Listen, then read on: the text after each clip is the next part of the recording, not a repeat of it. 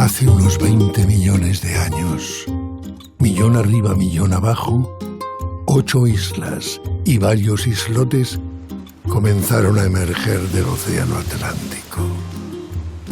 Desde entonces, incontables acontecimientos han tenido lugar en su superficie y también debajo. Erupciones volcánicas, naufragios, conquistas, migraciones, guerras. Todo ha contribuido a crear la historia de este singular archipiélago. Un lugar que ha sido nombrado de innumerables formas a lo largo del tiempo. Una tierra llena de motivos de orgullo y de vergüenza, de gestas impensables y errores imperdonables, de ganadores y perdedores, de triunfos y fracasos, pero sobre todo, una tierra llena de historias que merecen ser contadas como nunca te las habían contado. Adentrándonos en una cultura compuesta por la suma de muchas culturas, navegaremos desde el pasado más remoto hasta donde nos lleven las estrellas. Miles de años condensados en 26 capítulos donde no faltan preguntas, pero sí algunas de las respuestas. Porque ni esta serie trata la típica historia de Canarias, ni se trata de la típica serie de historia. Bienvenidos a En Tierra de Perros, el programa que te descubre las aventuras de la historia de Canarias.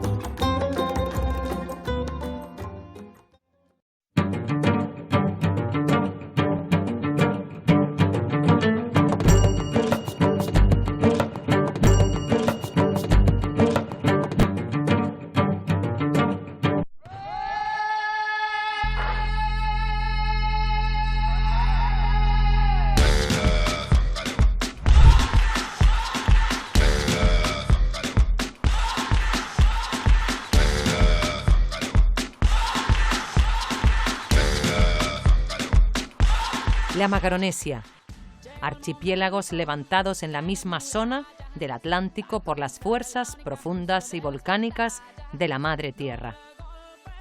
Azores, Madeira, Canarias y Cabo Verde, las únicas islas que estaban pobladas dentro de la Macaronesia antes de la llegada de los europeos era Canarias. En la historia de Canarias no hablamos de un comercio exterior, de un comercio extranjero, sino un comercio regional.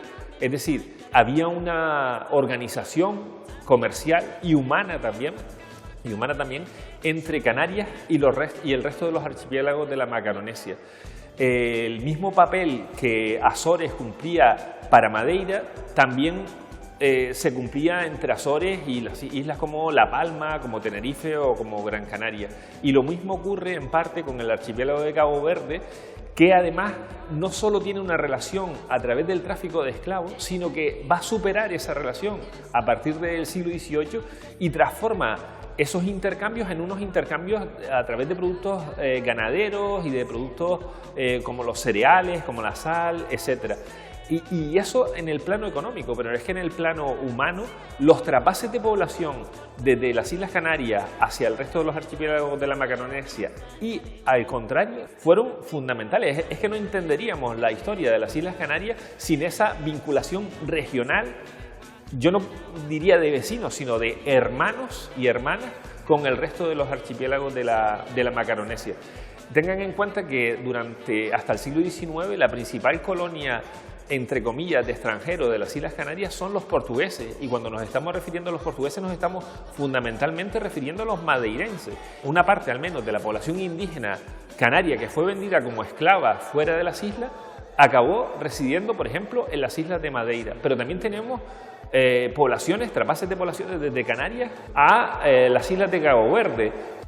Cabo Verde y Canarias están sujetas, como planetas, a la gravedad de un viejo sol llamado África, un continente que fue Pangea, esa única masa sólida que se desplazaba por un solo mar y que se fue fracturando hasta ofrecer el aspecto que hoy conocemos de las placas terrestres. La relación de Canarias y África es inmemorial, ¿no? La población indígena de Canarias era amasí, procedía del norte de África, de lo actual Marruecos, Argelia, Sáhara, y desde los primeros años de nuestra era llegaron a las Islas Canarias, ¿no? Fue, por tanto, los primeros pobladores de las Islas Canarias eran africanos, pero después de la conquista esa relación ha sido muy intensa. Existía y existe un cierto desconocimiento de esas relaciones por parte de la población desde el siglo XVI, pues a través de las cabalgadas, a través de la captura de esclavos, a través del comercio, a través de los intercambios botánicos, de ganado, faunísticos, a través de las relaciones humanas, a través de los procesos de colonización, a través de los procesos a veces de neocolonialismo también y sobre todo a través de la cooperación, de los intercambios humanos y económicos desde el siglo XVI hasta la actualidad. Los vínculos han sido y siguen siendo muy intensos. Nosotros somos y nosotras somos africanas y africanos. Estamos a 100 kilómetros del continente, estamos en la plataforma africana, pertenecemos a la Unión Europea, pero desde luego los vínculos de nuestro continente geográfico han sido siempre muy intensos. Antes de la conquista fueron los únicos y después de la conquista pues han sido pues bastante regulares y ya digo que bastante intensos. Si hablamos de un vínculo antropológico, un vínculo cultural entre las Islas Canarias y el continente africano, no sé, me costaría establecer de una forma fiable ese vínculo, porque yo creo que es muy complicado. Hay un vínculo geográfico que es evidente y que la propia situación geográfica de las islas pues lo hace claro, pero sin embargo, claro, la historia de las islas es una historia muy larga en la que hay muchísimas influencias y muchísimos contactos culturales con otros muchos ámbitos y al final determinan un modelo cultural pues que, como el de cualquier sociedad actual marcada por el multiculturalismo y en el que es muy difícil establecer unos límites precisos entre unas influencias y otras. Reza un dicho majorero que de Fuerteventura a Berbería se va y se viene en un día. Menos de 100 kilómetros separan el continente africano del archipiélago canario. Geográficamente hablando, Canarias es africana. África es nuestra madre adoptiva, una madre cedida por la madre común, la madre tierra. Sabemos, en parte por la pura lógica, pero sobre todo por los análisis modernos de ADN, el genoma de las poblaciones indígenas de las diversas Islas Canarias procede del norte de África, de poblaciones bereberes. También se conservan en las Islas Canarias inscripciones en un lenguaje parecido a la escritura líbico-berber, la escritura que hoy conocemos como Amasig, que es la propia de esas poblaciones bereberes. A partir de ahí, las poblaciones que ocupan las Islas Canarias tendrán una evolución cultural muy diferente a la que tienen las poblaciones del norte de África y se diferenciarán debido a su aislamiento de una forma radical, incluso entre las propias islas. Desde un punto de vista demográfico, es decir, la población, y lingüístico, es decir, la lengua, la principal conexión de los habitantes de la península, de las Islas Canarias, es África, ¿no? El mundo bereber, los habitantes de toda la región del Magreb, que por las circunstancias que fuere terminaron asentándose algunos de sus especímenes en las Islas Canarias. Solo de población subsahariana, sin contar la del norte de África, llegaron a Canarias en torno a unas 14.000 personas entre los siglos XVI y XVIII. Pues después de la conquista llegan muchos esclavos a Canarias, sobre todo moriscos y subsaharianos. Y en Canarias hay esclavitud desde antes de la conquista, incluso en un primer momento se esclavizan a los aborígenes canarios, pero muy pronto se prohíbe la esclavización de indígenas y empieza a introducir esclavos norteafricanos, de lo que antes se llamaba Berbería, y esclavos subsaharianos, ¿no? Esclavos negros. Y fueron muy importantes como mano de obra, sobre todo en el primer cultivo de exportación importante, que va a ser el azúcar. La mayor parte de la mano de obra del azúcar eran negros subsaharianos.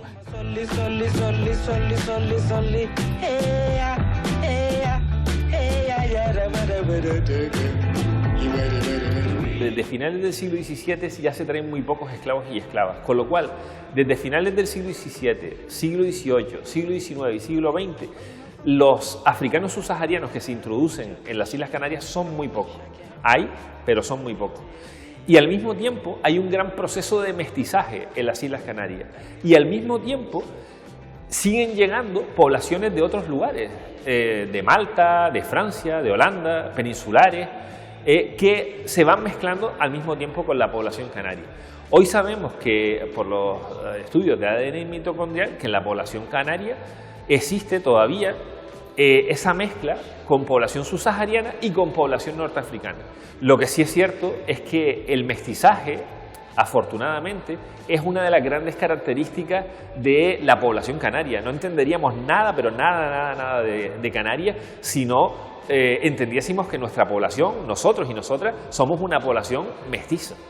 El rey Juba II de Mauritania es el primer personaje antiguo del que tenemos constancia que tuvo interés en conocer y en explorar las Islas Canarias. Ordenó una expedición, pues digamos, de exploración a las islas, que no de poblamiento. Se presupone que una vez producido ese conocimiento se produce el poblamiento, pero ya había asentamientos previos, por ejemplo, en la isla, por ejemplo, en la isla de Lobos, ¿no? Que empieza aproximadamente en el 40 a.C. y el periodo de Juba es posterior. Y es el primero que nos da una descripción fidedigna de las islas. Da datos de esas islas, da datos de los recursos, de las palmeras, de la miel. Juba tiene un interés quizá económico, quizá militar, sin duda erudito, por conocer las Canarias. Y es la primera ocasión en la que, de forma consciente, sabemos que una personalidad del mundo antiguo quiere descubrir las islas, quiere encontrarlas. Con motivos económicos, sin duda, con motivos geográficos, sin duda. ¿Dónde estaban las islas afortunadas?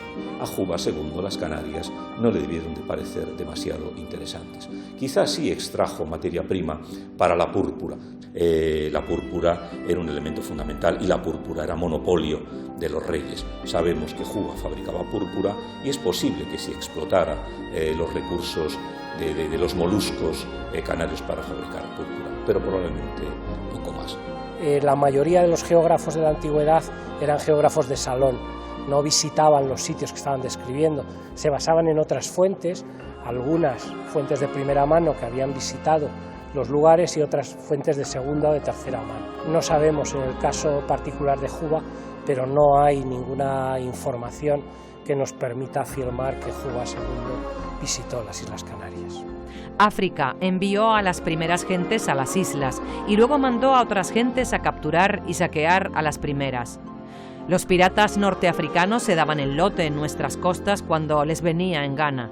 Esclavos y esclavas, alimentos, materias primas, lo que fuera que trincaran fue terreno exclusivo suyo desde la caída del Imperio Romano hasta el florecimiento del Sacro Imperio Romano Germánico. Entre el 500 y el 1000 después de Cristo, vaya. Época oscura para la navegación atlántica.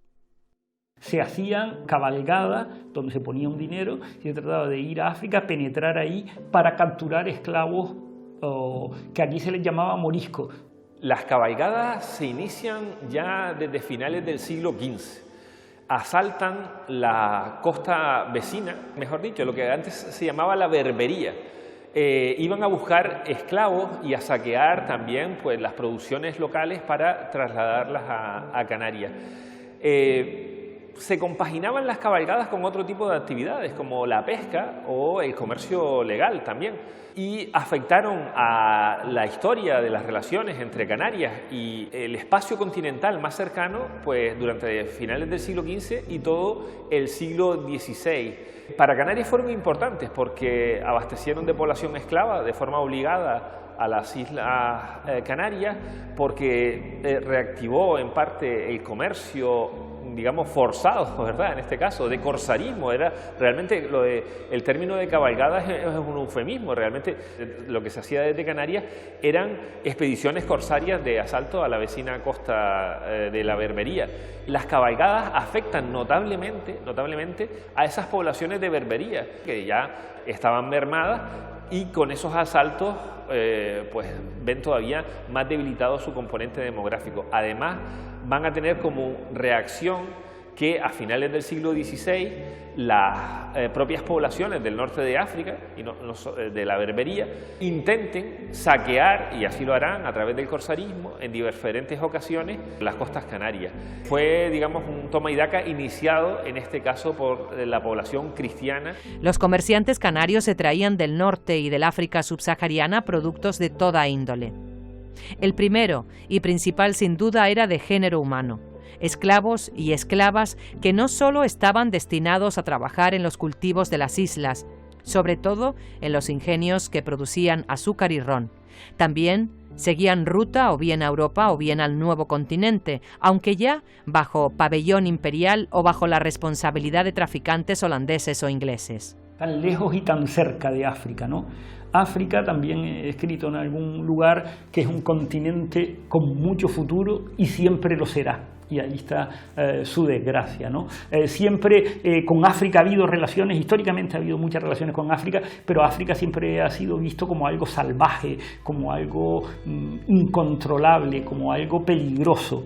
Y esto pues ha hecho que no hayan fluctuado unas grandes relaciones. Las relaciones con lo que fue el reino de Marruecos ya pues fueron difíciles en muchas ocasiones, casi siempre han sido difíciles con el reino de Marruecos, y con los reinos africanos pues más todavía, porque no se trataban de establecer unas relaciones de igualdad, sino unas relaciones de imposición y de saqueo incluso.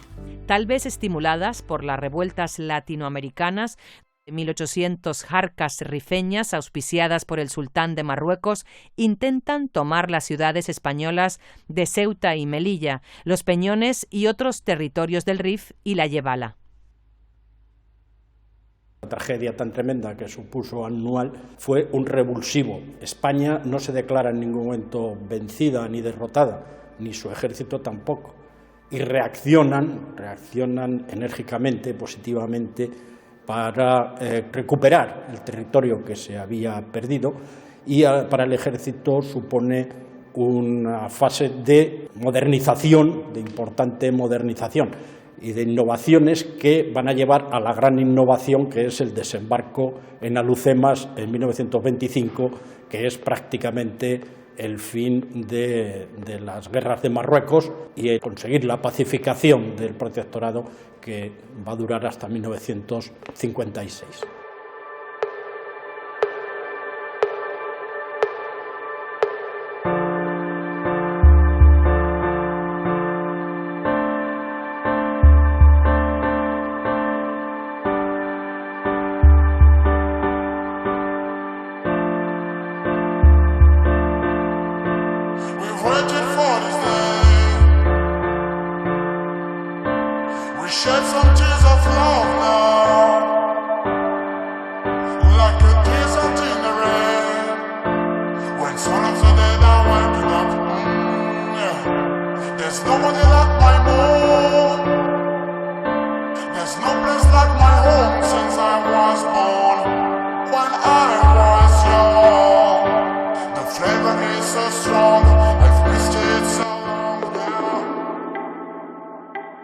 Es un momento en el que el ejército español ha tenido una evolución técnica importante, tiene piezas de artillería modernas que se llevan a lomo de mulas o de camellos, lo cual les permite una cierta movilidad. La ametralladora, que digamos en la Primera Guerra Mundial tiene su momento de eclosión, también tiene su importancia en los modelos reglamentarios españoles, como la Hotchkiss 1914 o los fusiles ametralladores Hotchkiss también a lomos en la caballería española. las armas de repetición, sobre todo las armas de cerrojo, que España tenía de dotación un magnífico fusil como era el Mauser 1893, que le dio ventaja incluso frente a los americanos en la guerra de Cuba. Digamos que la tecnología y el armamento de dotación que tenía el ejército español en las guerras de Marruecos era de cierta importancia y que sí que era lo suficientemente relevante como para marcar una distancia respecto al armamento que tenía las tropas marroquíes, que se surtían fundamentalmente de armas excedentes de los ejércitos británicos, franceses y alemanes, que lo vendieron en el mercado negro.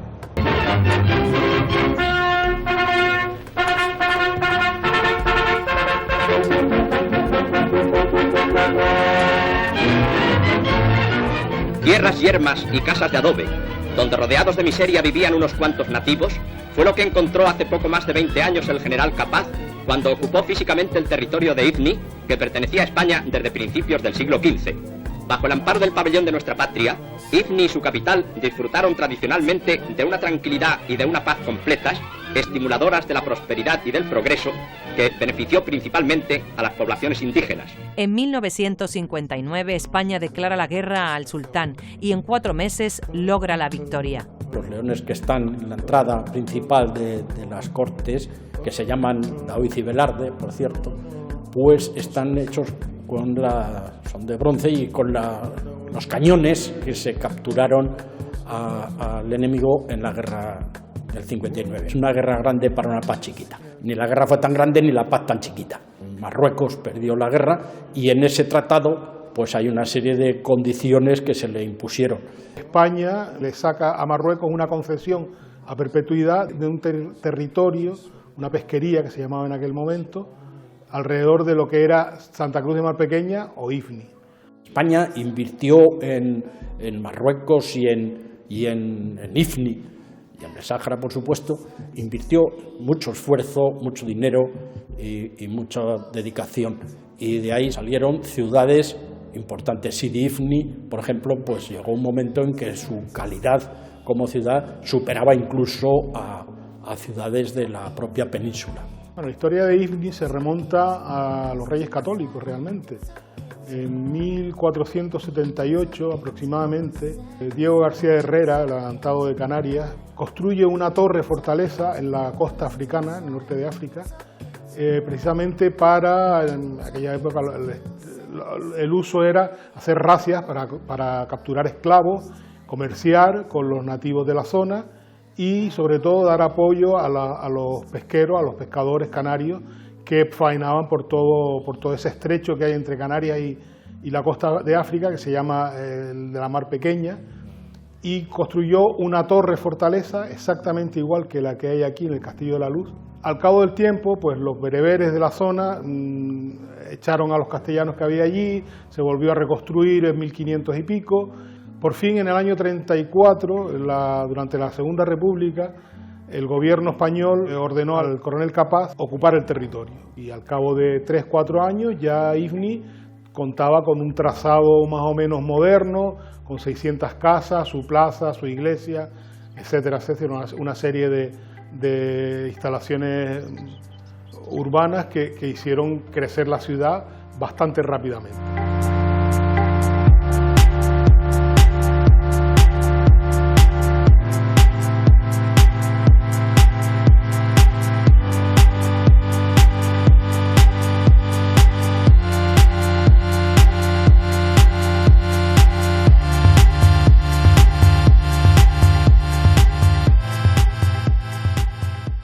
Yo realmente he tenido contacto con algunos veteranos. A mí me sorprende el recuerdo que conservan de Ifni, para ser un sitio en el que fueron a hacer la mili. No tenemos que olvidar que ellos fueron muchos a hacer la mili a un sitio desértico, que la mili en aquellos años era una cosa que era bastante dura, como mínimo duraba 18 meses, incluso hasta más.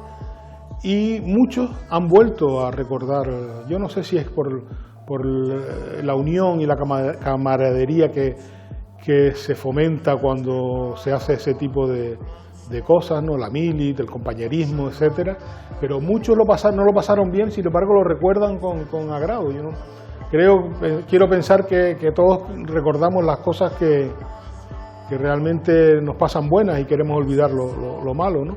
Pero en general todos tienen muy buenos recuerdos de su estancia en IFNI, unos más, otros menos, lógicamente, sobre todo los que les tocó pasar la guerra del 57-58, pues bueno, había algunos que contaban historias. Los que yo conocía de que pasaron la guerra, pues ya por desgracia han fallecido, eran muy mayores, pero contaban cosas realmente espeluznantes, ¿no? Pero bueno, cualquier cosa que pase en una guerra no deja de ser espeluznante.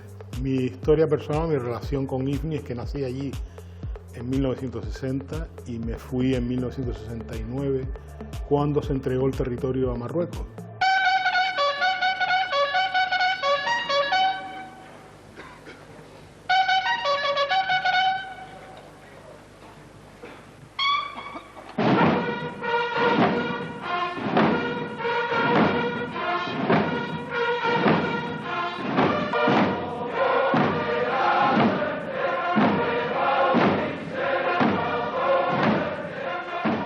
De la noche a la mañana prácticamente tienen que abandonar con lo poco que se pueden llevar, incluso dejando allí propiedades, y de la noche a la mañana pues llega un contingente importante de canarios que estaban allí y de militares también, ¿no?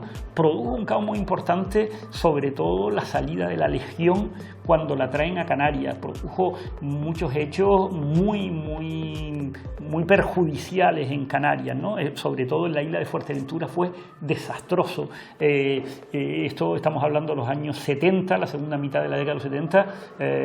Yo era joven, pero daban miedo, ¿no? Daban miedo por lo que hacían, sobre todo estos legionarios que vinieron aquí y que causaron impacto y disturbios con asesinatos, raptos de aviones, en fin, fue una cosa terrible. Unido a todas esas familias que tenían que venir y rehacer su vida aquí y dejándolo todo allá. Si Canarias fue expulsora de población hasta finales de los años 70, 80, a partir de los fines de los 80 se empieza a invertir y hoy en día pues es otro fenómeno constante que no se prevé que tenga un fin, ¿no? El traspaso de africanos a Canarias como una de las puertas para acceder a Europa. No quieren quedarse en Canarias, lo que quieren es ir a Europa.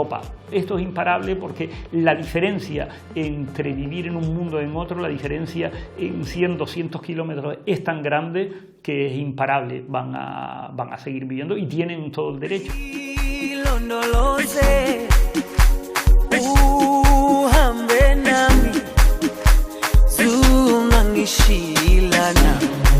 Jerusalema ikayalami hilo no lo sé, uhambe nami zungangishilana dawo yami ayikholana buso wami awukholana